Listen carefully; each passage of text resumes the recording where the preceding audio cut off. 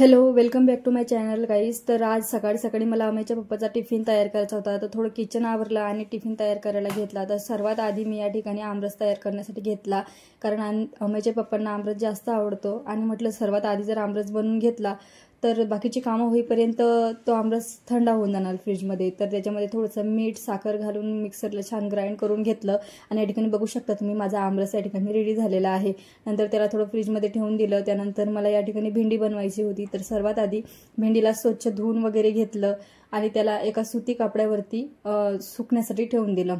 नंतर आपली भेंडी छान ड्राय वगैरे झाल्याच्या नंतर त्याला अशा प्रकारे मी काप करून घेतली।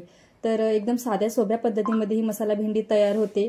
तर या ठिकाणी बघू शकता मी फक्त एक कांदा घेतलेला आहे, त्याला छान चिरून वगैरे घेतल्याच्या नंतर गरम तेलामध्ये त्याला टाकून द्यायचं, मस्त त्याला फ्राय वगैरे होऊ द्यायचं।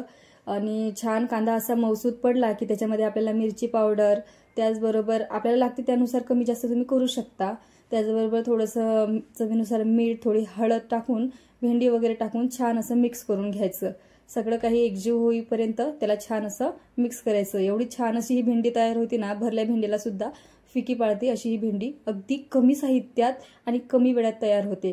तर याला एकदम मंद आचेवरती आपल्याला करायचं आहे, मंद आचेवरती होऊ द्यायचं। त्याच्यावर झाकण ठेवायचं, थोडं थोड्यानं झाकण काढून त्याला मस्त असं फ्राय करून घ्यायचं।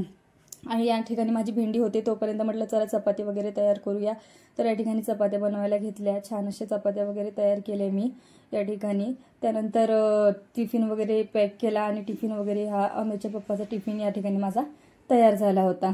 त्यानंतर अमेच्या पप्पाची सुद्धा तयारी झाली होती आणि ते निघाले होते ऑफिसला। बाप लेकांचा थोडासा लाड झाला आणि मग अमेला बाय करून अमेचे पप्पा ऑफिसला निघून गेले।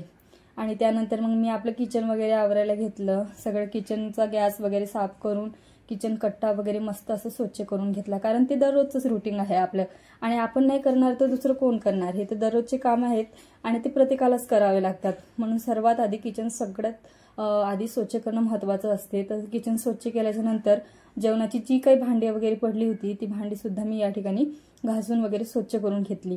आम्ही माझ्या बाजूलाच होतं, तुम्हाला दिसत असेल। तर माझे काम करत असताना मी त्याला असंच माझ्या बाजूला ठेवून देते। त्याचं मन असेल तोपर्यंत तो राहतो, नंतर रडायला लागल्याच्या नंतर काम सोडून त्याला घेऊन बसावे लागते।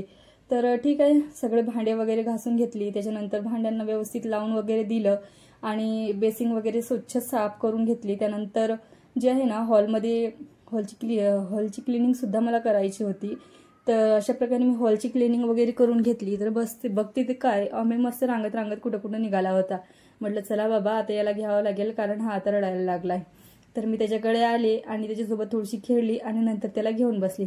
तर अशी होती आज माझी मॉर्निंगची सुरुवात। तर तुम्हाला आवडला असेल हा ब्लॉग तर नक्की लाईक, शेअर आणि सबस्क्राईब करा। पुन्हा भेटूया उद्याच्या ब्लॉगमध्ये, तोपर्यंत बाय बाय।